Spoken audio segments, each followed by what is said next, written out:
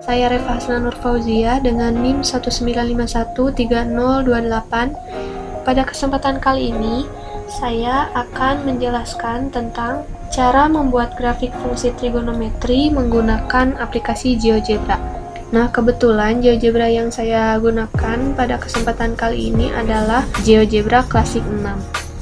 Langsung saja teman-teman.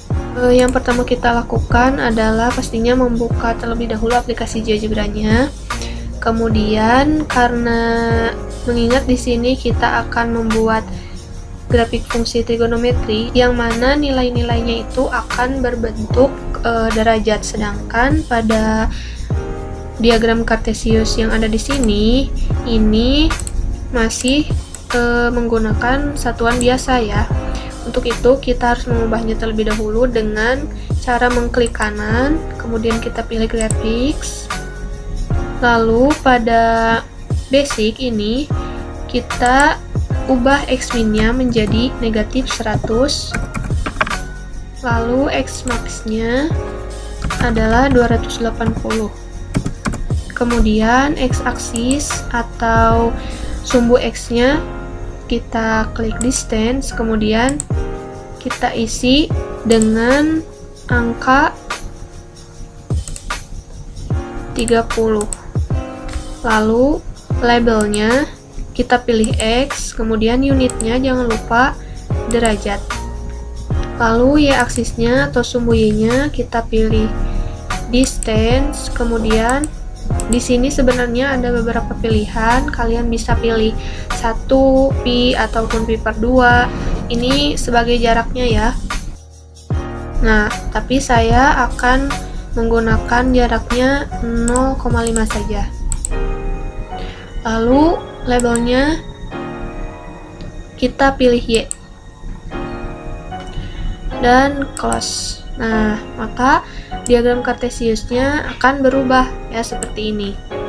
Kemudian langsung saja kita inputkan fungsinya.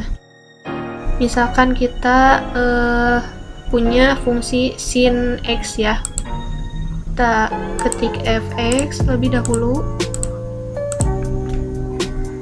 sama dengan sin X. Nah, kalau kalian mengetiknya seperti ini, misalkan saya pilih enter ya.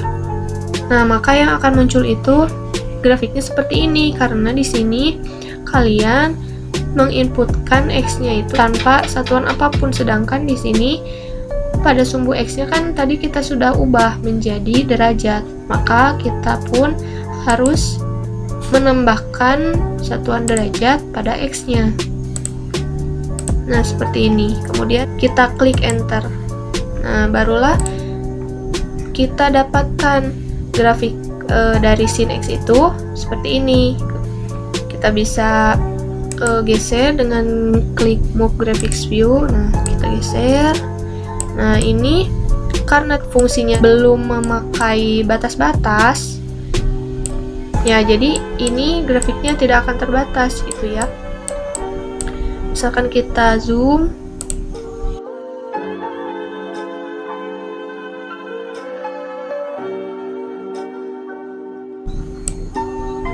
Nah, terlihat di sini titik maksimum dan titik minimumnya itu ada pada 1 dan negatif 1.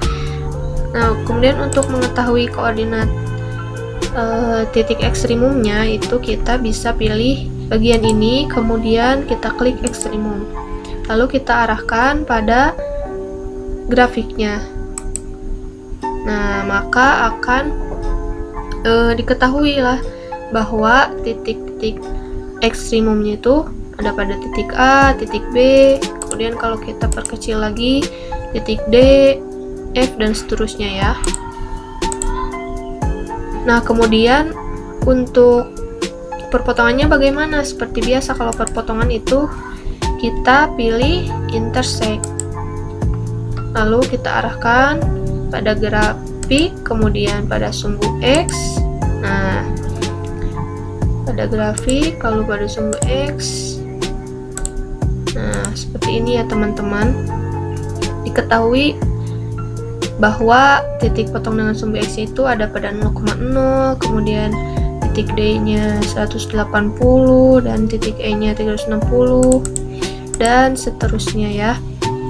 Untuk lebih memudahkan ya, kita batasi saja grafiknya. Misalkan batasnya yang saya inginkan adalah 0 sampai 360. Nah, caranya kita pilih fungsi yang tadi, kita klik, kemudian kita ketik koma, lalu 0 derajat, karena kan saya mau dari 0 sampai 360 ya, maka 0 derajat kurang dari sama dengan X, jangan lupa derajatnya, kemudian kurang dari sama dengan 360 derajat,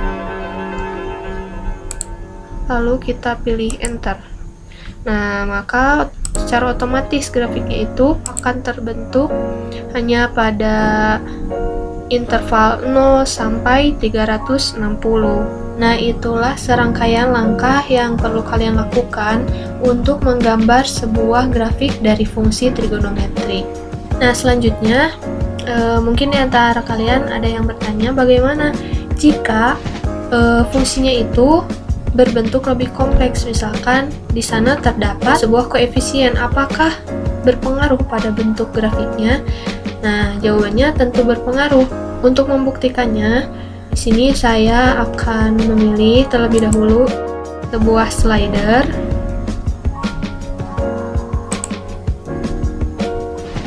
Dengan nama A. Nah, kemudian karena A ini kita misalkan sebagai koefisiennya, nah kita kembali ke fungsinya, misalkan A ini terdapat di sebelah kiri dari fungsinya atau dari sin X-nya. Nah, kita ketik A, kemudian kali, nah baru kita klik enter. Nah, maka misalkan kalau A-nya 1, itu kan akan tetap terlihat seperti ini ya. Misalkan saya geser A-nya itu menjadi 2. Nah, ini sudah berubah ya. Misalkan A-nya tuh 3, terus 4. Terus misalkan saya geser ke arah kiri. Nah, ke arah negatif, maka grafiknya itu akan seperti ini. Nah, berarti ini berpengaruh pada apa? Ini jika A-nya ini terdapat di sebelah kiri fungsi, maka akan berpengaruh pada nilai amplitudo atau simpangan terjauh suatu grafik fungsi trigonometri terhadap garis horizontalnya atau sumbu X-nya. Lalu selanjutnya, bagaimana jika koefisien tersebut berada di sebelah kanan dari sin atau di sini? Nah, kita buat lagi slider. Kita namakan B ya. Nah, B ini misalkan berada di sebelah sini. Kita tulis B. Nah, seperti ini. Kemudian klik enter. Lalu apa yang terjadi jika B ini bernilai 2 dan seterusnya? Nah, kemudian 5. Lalu kalau ke kiri bagaimana? Nah, apa yang berubah? Yang berubah adalah periodenya, periode dari grafik ini. Periode itu kan jarak terjadinya pengulangan grafik dari titik acuan atau dari titik awal ke titik ulangnya. Misalkan B-nya itu bernilai 2 ya. Nah, bernilai 2 ini. Kita lihat di sini. Satu periode itu kan terdiri dari satu bukit. Nah, ini kita zoom dulu. Satu periode itu terdiri dari satu bukit dan satu lembah. Nah, di sini pengulangannya terdapat pada 180 derajat jika B-nya ini 2. Nah, hubungannya bagaimana? Jadi, untuk mengetahui periode dari grafik fungsi trigonometri itu bisa dihitung dari 360 derajat dibagi dengan 2 atau jumlah koefisien yang berada pada sebelah kanan ini. Maka 360 dibagi 2 adalah 180. Jadi periodenya itu, pengulangannya itu akan berada pada titik 180. Nah, dari sini. Ini kan satu periode.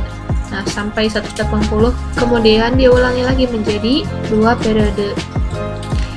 Misalkan kalau kita pilih koefisiennya itu bernilai 3. Berapa periode ini? 1, 2, 3 periode. Titik pengulangannya ada di berapa? Tinggal 360 dibagi dengan 3, berarti 120. Maka titik pengulangannya itu akan terjadi setiap 120 derajat, seperti ini. Di 120, kemudian 240, kemudian 360. Jadi sudah jelas ya, jika koefisiennya berada di sebelah kiri dari sin atau di sebelah kiri fungsinya itu mempengaruhi pada amplitudo atau simpangan terjauhnya. Nah, kalau koefisiennya berada pada sebelah kanan fungsi, itu akan mempengaruhi pada periode dari grafik tersebut. Seperti itu ya teman-teman. Jadi sekian yang dapat saya sampaikan, semoga bermanfaat dan mohon maaf atas segala kesalahan. Wabillahi taufiq wal hidayah. Wassalamualaikum warahmatullahi wabarakatuh.